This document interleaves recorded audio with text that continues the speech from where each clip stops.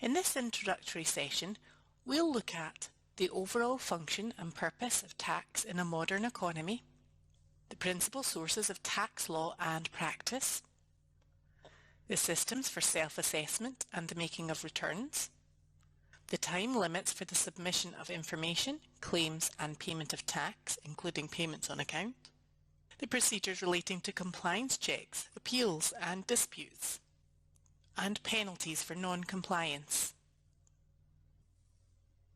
Firstly, let's look at the overall function and purpose of tax in a modern economy. Around the world, a key aspect of the role of government is to set fiscal policy, determining how much tax to collect from individuals and companies operating in that economy, and how the tax which has been collected will be spent. Different political ideas will result in differing ideas, and as political parties in control of the government change over time, so does tax policy. As an example, in the UK, the major political parties are the Conservative and Labour parties, who have very different views as to how the tax burden should be spread across the population. Conservative policy has generally been to try and reduce the excessive tax burden on those who have very high earnings or wealth, whereas Labour's policy has generally been to try and protect the working classes by placing a higher tax burden on the very wealthy. Neither is necessarily right or wrong, but what all political parties will agree on is that tax is the main means of raising the necessary funds to provide general services such as the police service, fire service, and indeed the education of children. Some taxes are collected and pooled in a general fund for these types of service, but others are collected for a specific purpose. Good examples would be road taxes paid by road users, where the tax is collected and put to use in maintaining those roads, or perhaps even more so, national insurance, which is collected and used specifically to fund the National Health Service and benefit system. Modern tax policy is used by politicians in many different ways, not only in terms of which individuals pay at what rate, but also how tax policy can be used to influence certain behaviour. One example could be where a government decides to offer a particularly favourable tax rate to overseas companies to encourage them to invest in setting up or expanding businesses in that country. There have been many scandals in the press over recent years about various European countries which have done specifically this to encourage large multinational companies to set up head offices in that country, which boosts the economy by providing additional jobs. Another example would be where advantageous tax relief is available for action, which is seen to be particularly environmentally friendly. You will see as we work through later sessions that there are many examples of this. But as an opening idea for you to consider, we could take a quick look at the tax relief available to a business for the cost of buying cars for use by the workforce. The lower the CO2 emissions of the car, the higher the rate of allowance available, even so far as giving 100% allowance for particularly low CO2 emission cars. So the role of tax in a modern economy is primarily to provide funding for government services, but it is also used by most governments as a means of gaining favour with the voting population or to encourage certain behaviour. Next, if we start to think about the principal sources of tax law and practice, there are many. Each year, certain publishing companies will produce current tax legislation. Tax legislation consists of a number of primary acts which generally apply to a specific tax. Some examples would be Corporation Tax Act 2010, the Income Tax Earnings and Pension Act 2003, the Capital Allowance Act 2001, the Inheritance Tax Act 1984, and the Taxation of Chargeable Gains Act 1992. But there are many, many more. These are all examples of primary legislation, formal legal acts which have gone through lengthy, robust procedures to pass through the House of Commons, House of Lords, to finally become Acts of Parliament. The problem is that this process takes such a long time, it doesn't allow for any quick reaction to specific events where a more speedy response may be necessary. There is therefore another huge volume of tax legislation in the UK in the form of secondary legislation. Secondary legislation consists of lots of different things such as statutory instruments and regulations. These forms of legislation have as much force as primary legislation but are passed at a lower, perhaps more local level. These are sometimes referred to as delegated legislation. In addition to these acts, which have in many cases existed for a long time, in the UK a Finance Act is passed each year as a result of changes to tax law following a budget.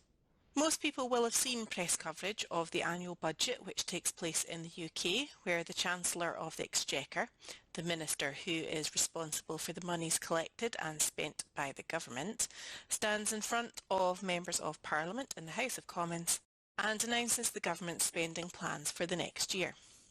This usually takes place in the autumn of each year and will allow advisors, businesses and taxpayers sufficient notice of planned changes to rules and rates for them to undertake some tax planning of their affairs. There will usually be an annual spring statement as well from the Chancellor, but this will not make any significant tax changes unless the economic circumstances require it. This is where stakeholders will be able to provide their views on the proposed changes for the following autumn budget. Once the budget has taken place, this is merely the start of the process of enacting the latest Finance Act. After Budget Day, the detail of the changes is put to the House of Commons for approval, passed on to the House of Lords for their approval, and generally only gets enacted sometime later, likely to be the spring following the autumn budget. For individuals, the rates and allowances referred to in the Finance Act will be for the tax year, which is about to start on the 6th of April after Budget Day.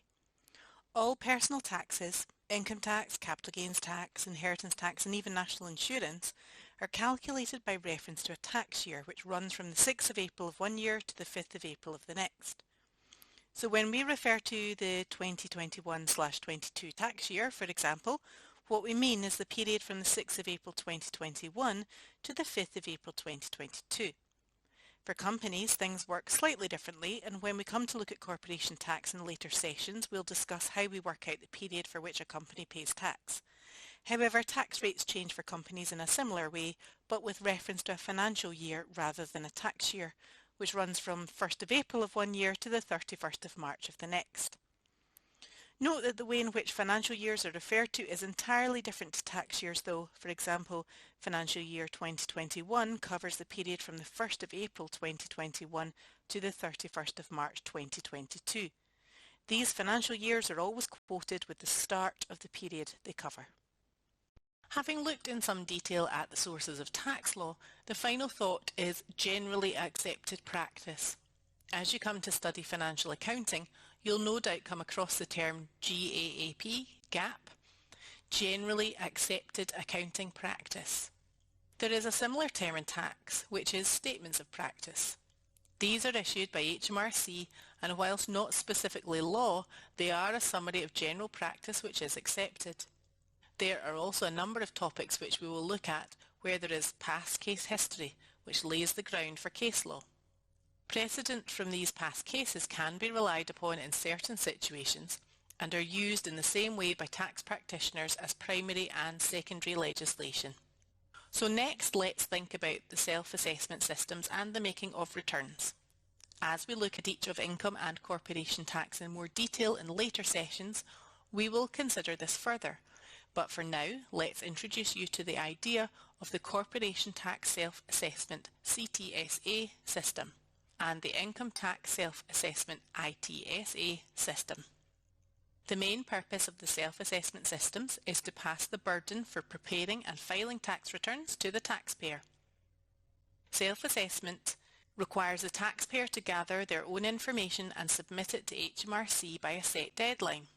This is then initially accepted by HMRC, but they do have the power to inquire into returns and will do so, sometimes as random checks, but sometimes because they have reason to believe there's an error.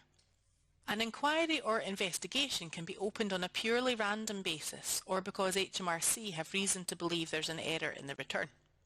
When opening an inquiry, HMRC do not have to give any reason as to why they're asking questions, and the taxpayer is required to produce all the documents and evidence which could reasonably be expected to be available. This could include things like bank statements, employment records, or indeed invoices relating to any business transactions. HMRC have a period of 12 months from the filing of a return in order to open an inquiry, and will do so by issuing a formal notice to the taxpayer of their intentions, which will also state what information the taxpayer is required to provide to them. In terms of the filing deadlines and payment of tax, the self-assessment systems for individuals and companies operate quite differently, so we'll look at each of them in turn in following sessions. As part of those, we can look at some of the rules regarding deadlines for submissions of certain claims, but there are very few general rules, and so as we work through all of our sessions, where claims are necessary, we can discuss the date by which that claim must be made. The final area to look at is what penalties arise in certain circumstances, particularly how these are calculated, and again we'll look at this in its own session.